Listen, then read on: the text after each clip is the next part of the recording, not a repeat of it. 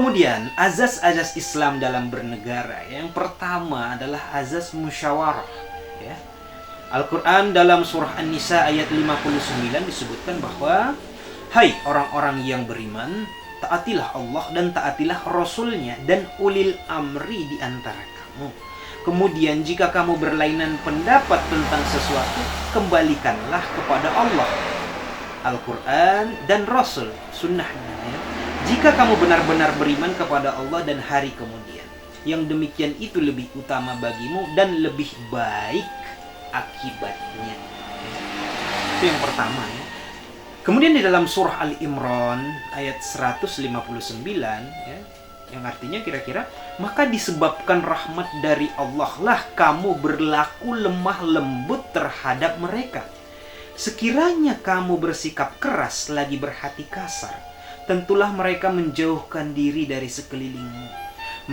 Karena itu maafkanlah mereka, mohonkanlah ampun bagi mereka, dan bermusyawarahlah dengan mereka dalam urusan itu.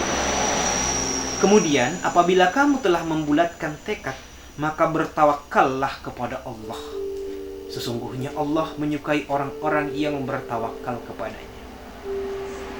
Maka betapa pentingnya musyawarah ini, sehingga kita diperintahkan oleh Allah, ya, untuk berlaku lemah lembut, ya. Ini merupakan rahmat Allah yang tak terhingga tentu saja.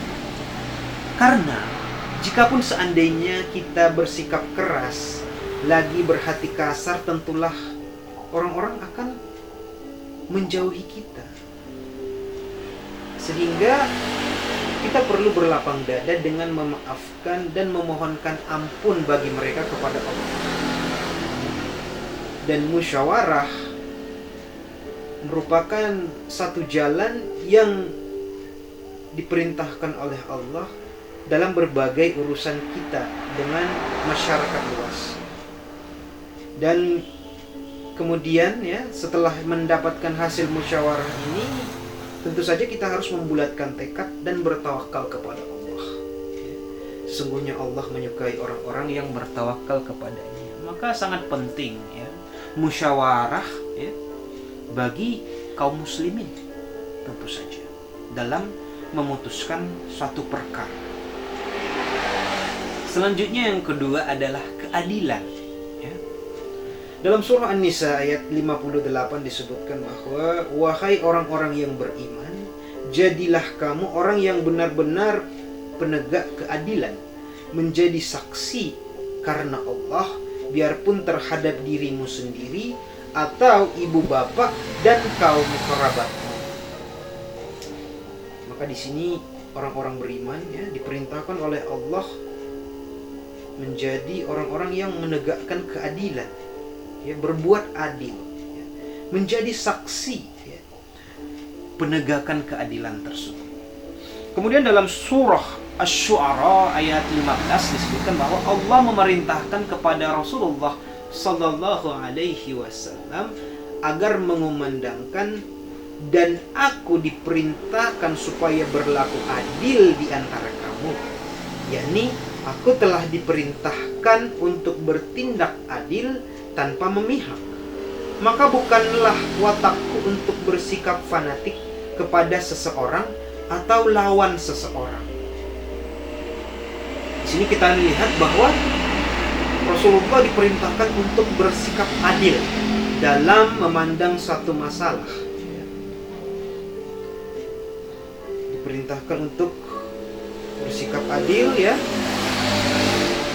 tanpa memihak, ya. Dan bukan watak Rasulullah untuk bersikap fanatik kepada seseorang ataupun lawan seseorang. Maka keadilan menjadi satu hal yang sangat penting ditanamkan di dalam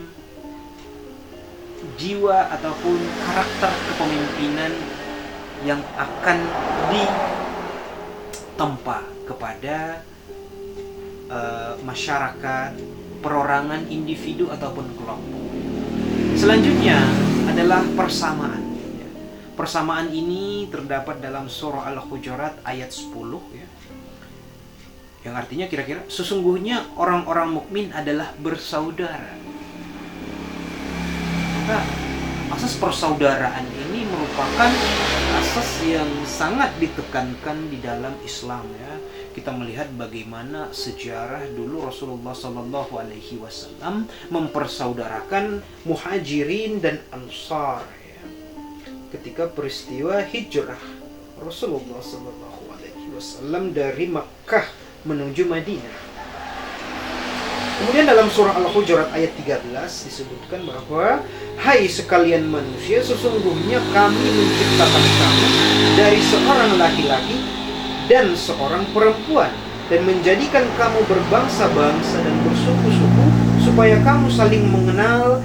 Sesungguhnya orang yang paling mulia di antara kamu di sisi Allah ialah orang yang paling bertakwa di antara kamu. Sesungguhnya Allah Maha mengetahui lagi Maha mengenal.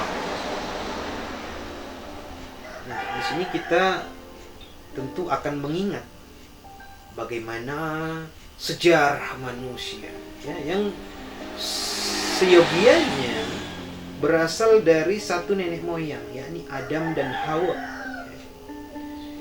Yang daripada mereka inilah lahir anak keturunan yang memiliki bangsa-bangsa dan suku-suku yang berbeda, yang Allah perintahkan untuk saling mengenal di antara suku-suku dan bangsa-bangsa tersebut.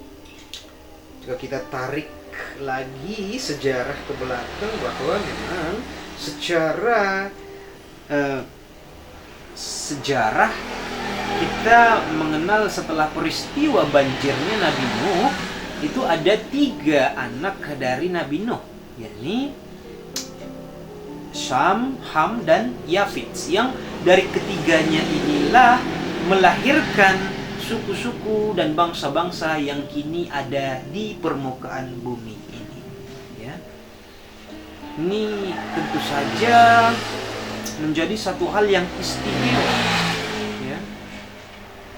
Karena bagaimanapun orang yang paling mulia di antara seluruh suku, di antara seluruh bangsa ini adalah orang-orang yang bertakwa kepada Allah Subhanahu wa ta'ala. Ya. Selanjutnya, tanggung jawab pemerintah. Rasulullah Shallallahu Alaihi Wasallam telah bersabda, ketahuilah bahwa kamu adalah gembala dan kamu sekalian akan dimintai pertanggungjawaban mengenai gembalaannya. Seorang pemimpin ataupun imam tertinggi adalah gembala bagi rakyatnya, dan dia akan dimintai pertanggungjawaban mengenai rakyatnya ya. Kullukum ra'in wa kullukum mas'ul ala ru'iyati.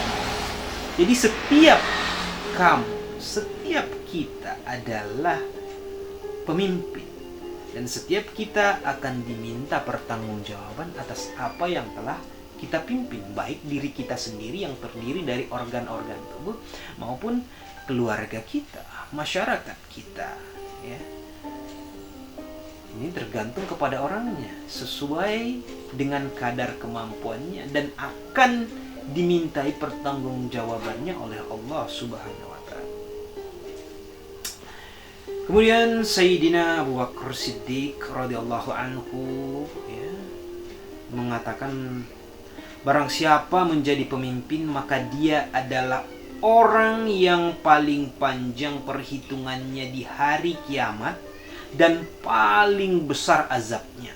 Dan barang siapa yang tidak jadi pemimpin maka dia adalah yang paling ringan perhitungannya dan yang paling sedikit azabnya. Sebab orang-orang yang menjadi pemimpin adalah orang paling dekat kemungkinannya untuk bertindak zalim terhadap kaum mukminin. Dan barang siapa yang bertindak zalim terhadap kaum mukminin, maka sesungguhnya ia telah melanggar perjanjiannya dengan Allah dan mengkhianatinya. Di sini kita melihat bagaimana Sayyidina Abu Bakar Siddiq mengemukakan begitu beratnya tanggung jawab menjadi seorang pemimpin. Ya. Sampai-sampai ya, orang yang menjadi pemimpin ini memiliki kemungkinan paling dekat untuk berbuat zalim.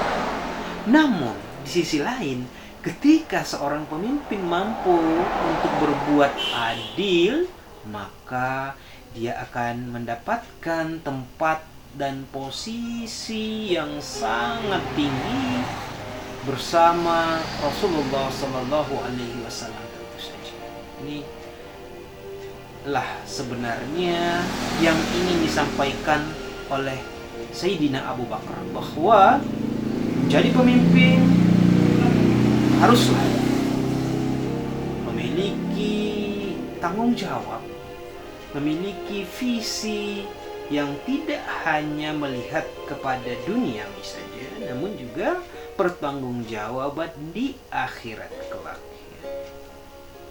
Selanjutnya ada kebebasan. Ya. Di dalam surah Al-Baqarah ayat 256 disebutkan bahwa